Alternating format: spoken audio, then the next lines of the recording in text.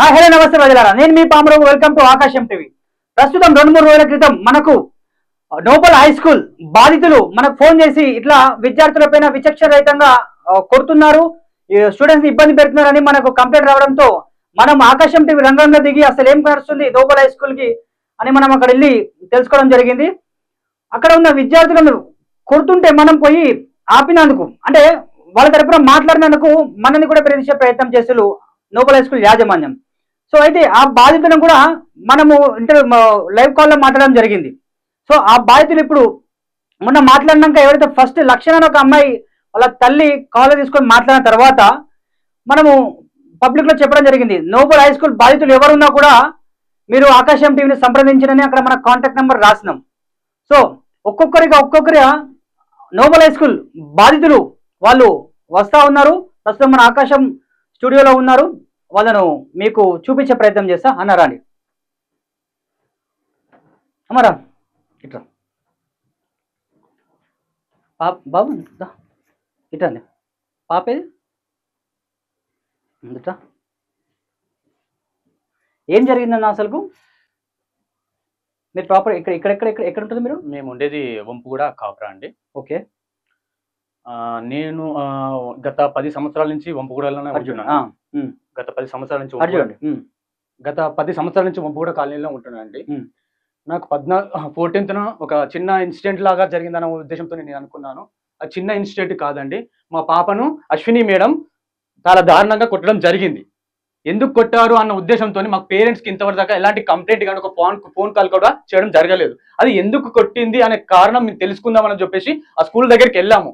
కానీ వెళ్ళాక కూడా మాకు ఎలాంటి రెస్పాన్స్ లేకుండా, లోపలికి వెళ్ళడానికి కూడా ఎలాంటి అనుమతి ఇవ్వకుండా, మీరు ఏం చేసుకుంటారో చేసుకోండి, మీరు ఎక్కడ కంప్లైంట్ ఇచ్చుకోండి అని ఒక ఇర్రెస్పాన్సిబుల్, అంటే ఒక సరైన సమాధానం లేదు. అక్కడ ఒక ప్రిన్సిపల్ ని కలవడానికి కానీ, ఒక యాజమాన్యముల ఎవరైతే మెయిన్ హెడ్ ఉన్నారో తనది కాంటాక్ట్ నెంబర్ అన్నా ఇవ్వండి.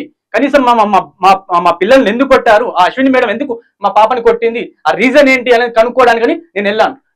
14th రోజున జరిగిందండి ఈ ఇన్సిడెంట్. మొన్న 14th రోజున జరిగింది. ఏం జరిగిందనే ఉద్దేశంతో నేను ఆ రోజు ఆఫీస్ లో ఉన్నాను. రాలేని సమయం అయింది. అంటే ఆల్మోస్ట్ నేను వచ్చేసరికి 10 o'clock అవుతుంది రాత్రి. నేను డ్యూటీకి మార్నింగ్ 9 గంటలకు పిల్లలను 8:30కి అలా డ్రాప్ చేసేసి స్కూల్లో డ్రాప్ చేసి నైట్ నేను 9 కానీ 10 గంటల వరకు కానీ రాలేను ఇంటికి. ఆ రోజు జరిగిన ఇన్సిడెంట్ అనేది నా పాప కూడా నాకు చెప్పలేని పరిస్థితి. అంటే ఆ రోజు నేను అందుబాటులో లేను, అక్కడ లేను, స్కూల్ దగ్గర. అసలు మాకు ఎలా అంటే ఆ స్కూల్ నుంచి మా ఇంటి దగ్గరికి ఒక 1 kilometer డిస్టెన్స్ మాత్రమే. అంటే మనకు అందుబాటులో ఉండాలనే ఉద్దేశంతో ఆ దగ్గర ఉన్న స్కూల్లోనే నేను మా పాపను జాయిన్ చేయడం జరిగింది. అంటే గత 1st క్లాస్ నుంచి LKG నుంచి UKG నుంచి అక్కడే చదవడం జరిగింది. వాళ్ళు ప్రవర్తించే ప్రవర్తనకు చాలా నేను సఫర్ అయ్యాను. పేషెన్సీతోని ఉన్నాను. పేషెన్స్ కూడా నేను కోల్పోయే సిచ్యువేషన్ తీసుకొచ్చాను.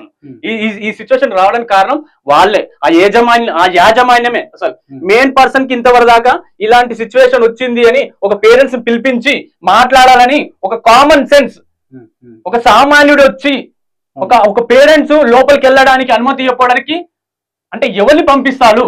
కూడా పంపించలేదా? ఆ రోజు నేను రావడం కూడా అంటే రాలేదు. అంటే మా పాపను కొట్టిన విషయం కూడా నాకు కూడా ఎలా తెలిసింది అని అంటే, ఎప్పుడైతే స్కూల్ 9 o'clock వరకు జరుగుతుందో, 9 to 5 o'clock వరకు, ఆ రోజు కూడా అలానే వస్తారేమో పిల్లలు.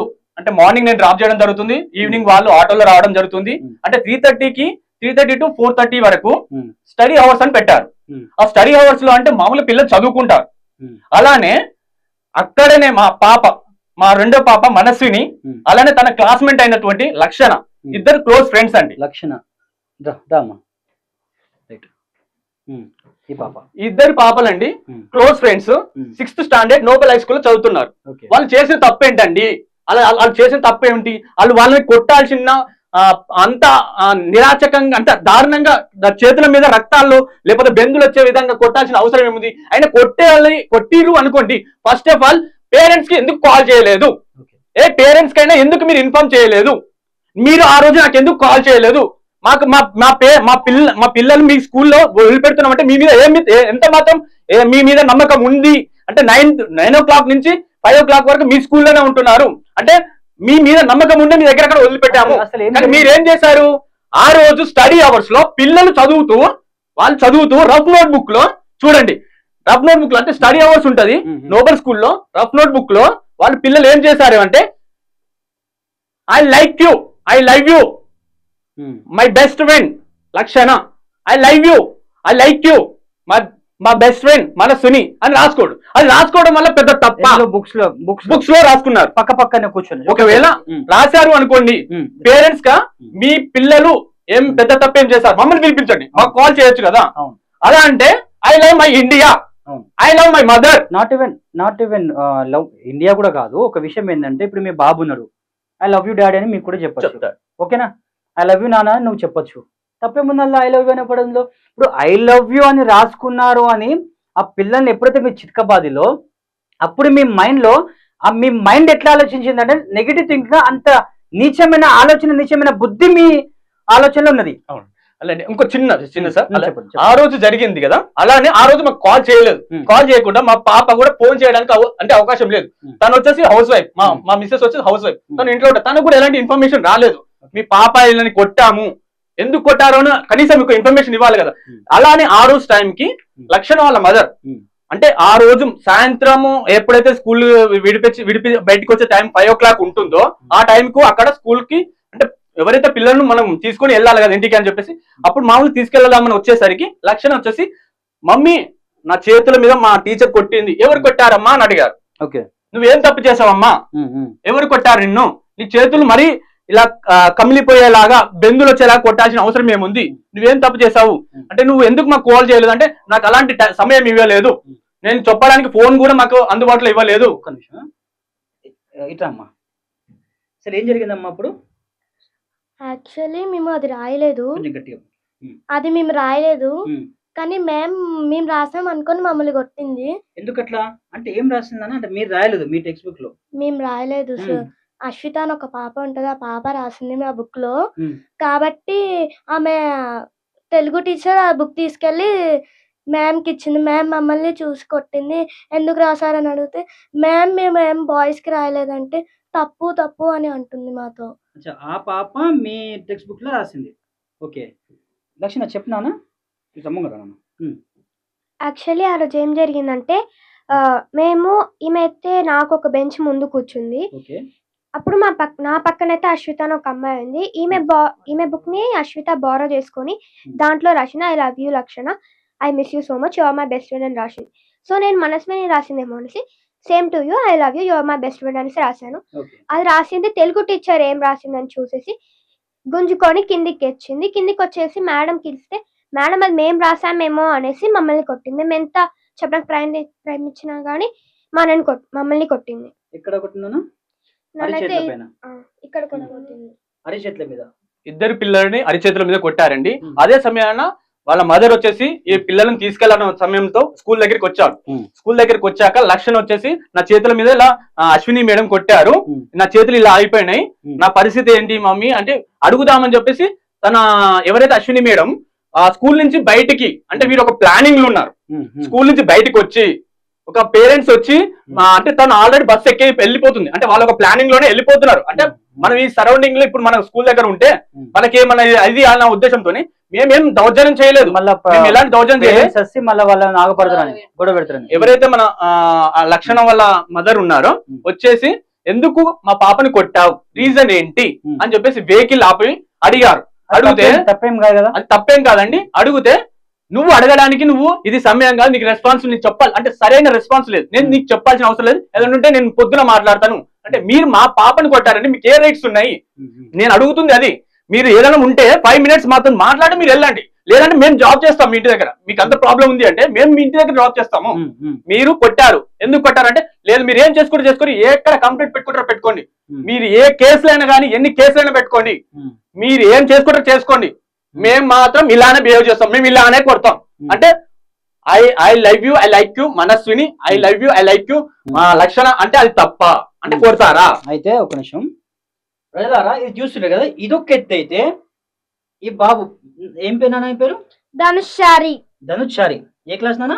Third class. ఓకే, నేనెందుకు కొట్టింది మేడము?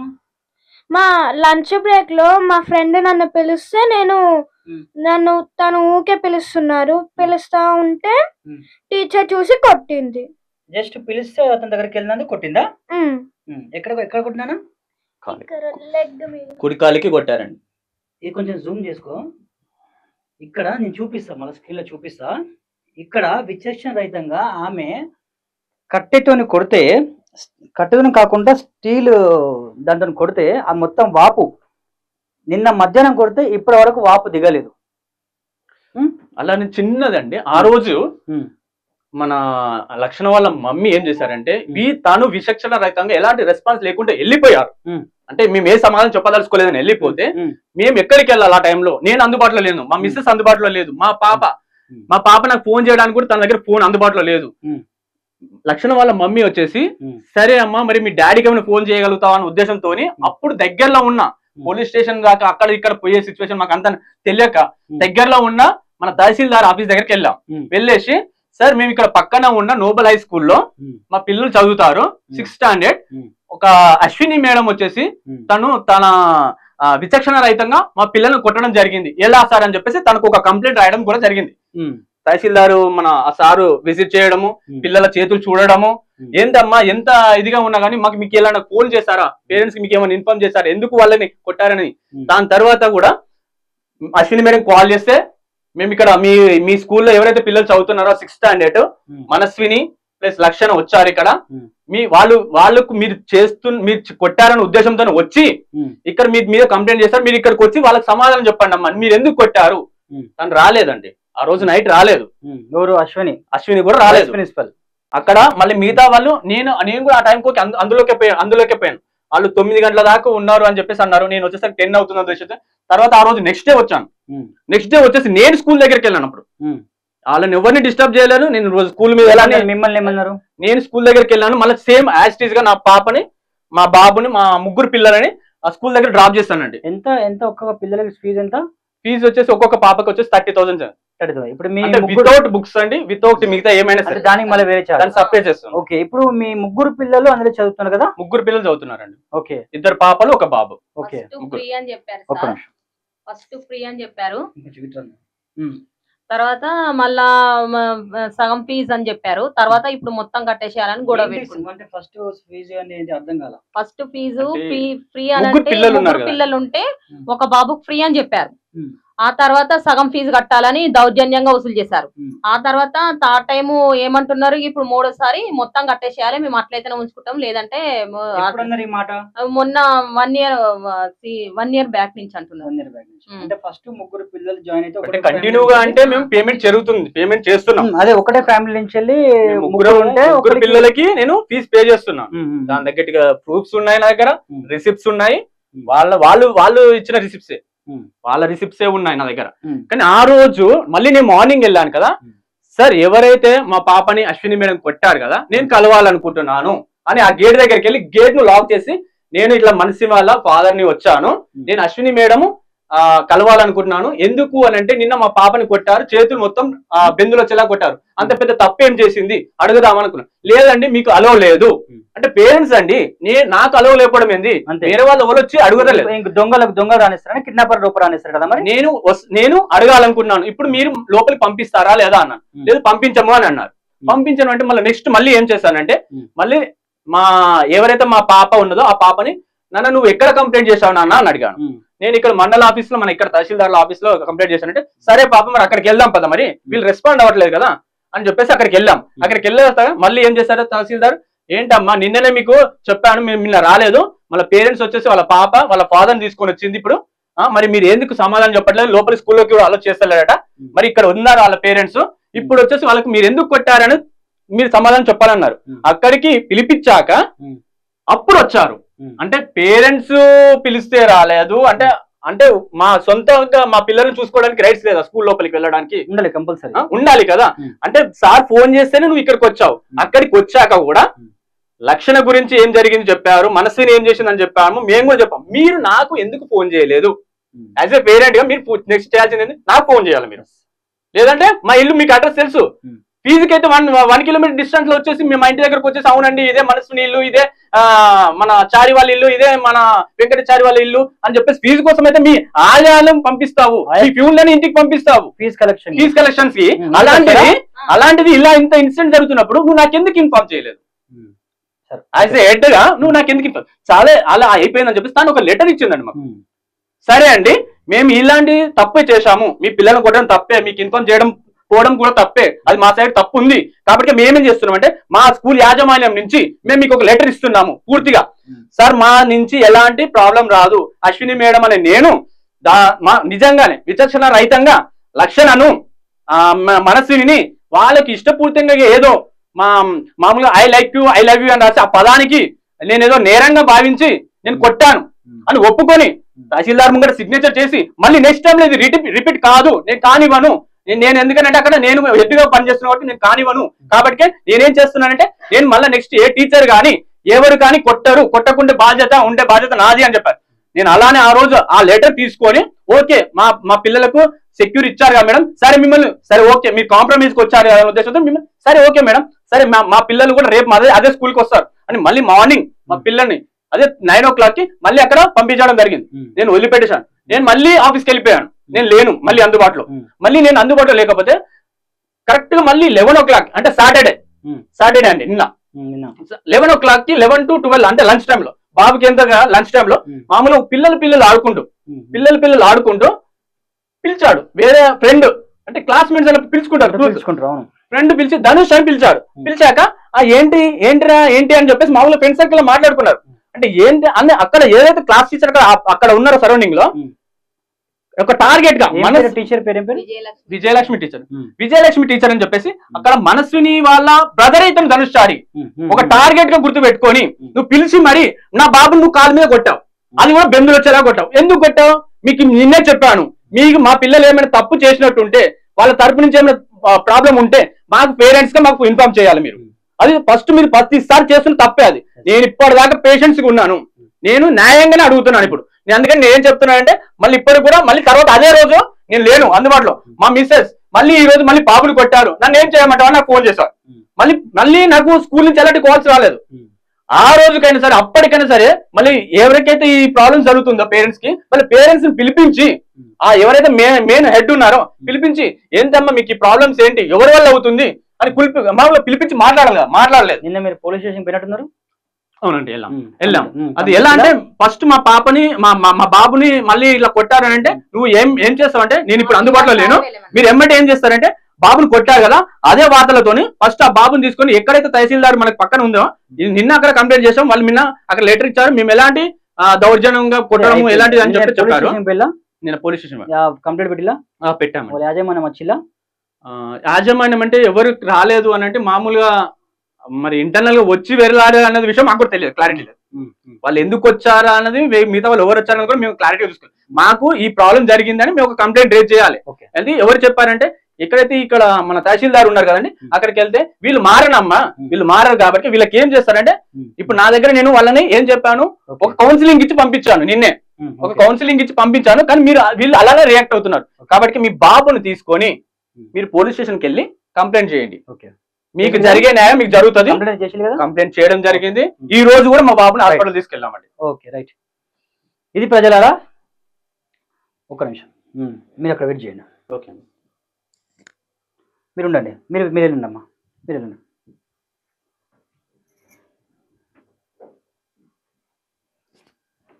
ఇది చూసిరు కదా ప్రజలారా, తల్లిదండ్రుల ఆవేదన. అస్వానియా విజయలక్ష్మి ఎవరు?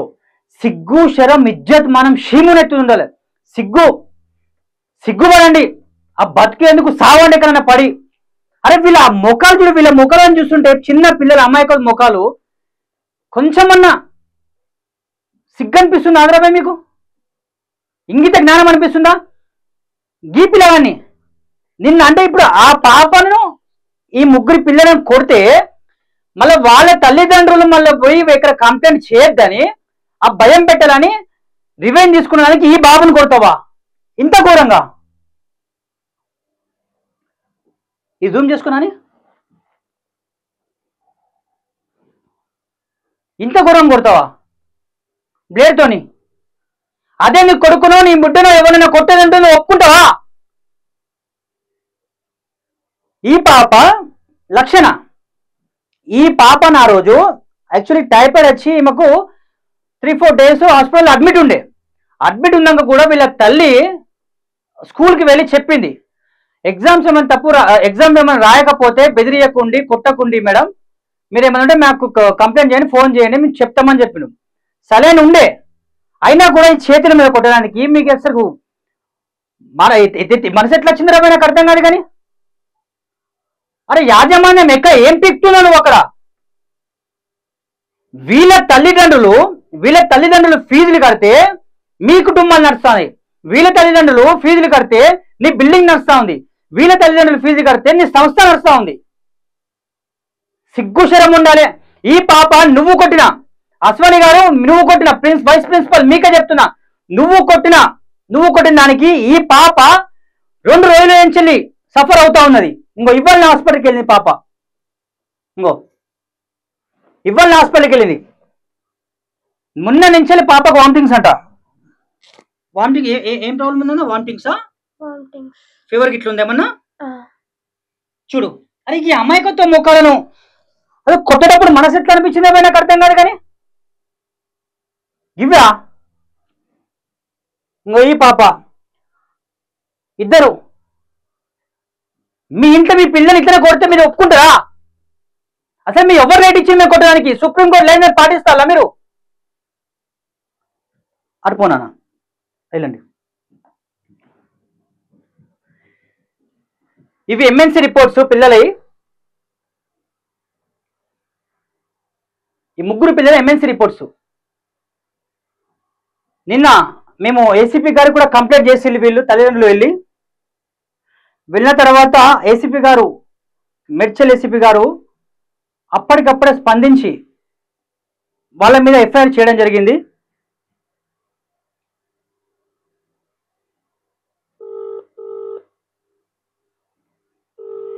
ఈ జూమ్ చేసుకో, ఇది ఎఫ్ఐఆర్ కాపీ అండి. Hello, good evening sir. Good evening అండి. ఏసీపీ గారు నమస్కారం, నేను ఆకాశం మేడం సార్ రఘు మాట్లాడుతున్నా సార్. సార్ నమస్కారం సార్, మీరు లైవ్ లో ఉన్నారు సార్? ఓకే సార్ నిన్న ఏదైతే లక్షణ అని ఒక అమ్మాయి, తర్వాత మనస్విని అమ్మాయిని గురించి మీకు కంప్లైంట్ మన ఆకాశం మీడియా ద్వారా మీకు కంప్లైంట్ ఇచ్చినాం కదా సార్, వాళ్ళ పేరెంట్స్ కూడా వచ్చి మీకు కంప్లైంట్ ఇచ్చారు. సో మీరు అప్పటికప్పుడు స్పందించి వాళ్ళ మీద అపోజిట్ పర్సన్స్ మీద ఎఫ్ఐఆర్ చేసినందుకు చాలా చాలా thank you sir. Most welcome అండి. సార్ మీలాంటి వాళ్ళు ప్రస్తుతం మీలాంటి డిపార్ట్మెంట్ లో మీలాంటి వాళ్ళు ఉన్నందుకు మేము ఎంతో సంతోషిస్తున్నాం sir. Thank you very much sir. మా రాచకొండ కమిషనర్ గారు ఇచ్చిన ఇన్స్ట్రక్షన్స్ ప్రకారం క్విక్ రెస్పాన్స్ అనేది చాలా ఇంపార్టెంట్ ఉంది. సార్ దాంట్లో భాగంగానే తర్వాత విజిబుల్ పోలీసింగ్ ఇటువంటివన్నీ కూడా ప్రజలకి అందుబాటులో రావడానికి సేవలు అందించడానికి మేము సర్వదా కృషి చేస్తాం. Thank you sir. కంపల్సరీ వాళ్ళ opposite person necessary action compulsory తీసుకోవాలి సార్ మీరు. Thank you very much. Okay అండి, వెల్కమ్. Thank you sir. పాపం ఏసీపీ గారు అయితే క్విక్ రెస్పాన్స్ ఇచ్చేసి ఇమ్మీడియట్లీ 1 hour లో వాళ్ళు ఎఫ్ఐఆర్ చేసేసిండు. గీత సిగ్గుశరం ఉండాలి కదా. అసలు ఇప్పుడు అడుగుతున్నాం, మీకు జిహెచ్ఎంసీ పర్మిషన్స్ ఉందా? ఎలాంటి నామ్స్ ఉన్నాయి మీకు? సేఫ్టీ నామ్స్ ఉన్నాయా? ఫైర్ సర్వీస్ సేఫ్టీ ఉందా మీకు? జిహెచ్ఎంసీ పర్మిషన్స్ సుప్రీంకోర్టులో పాటిస్తారు, సుప్రీంకోర్టు గైడ్ లైన్స్ పాటిస్తారా మీరు? అసలు కొట్టమని అక్కడి ఇచ్చిండు.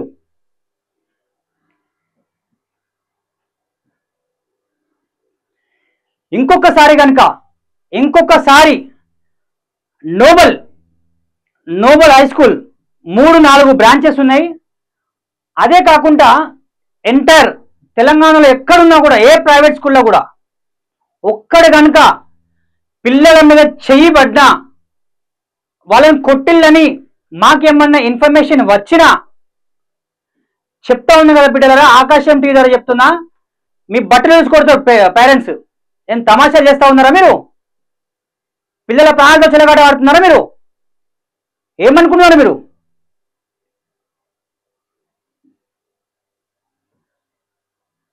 ఇది ప్రజలారా, ఒక్కొక్కరు బాధితులు వస్తూనే ఉన్నారు.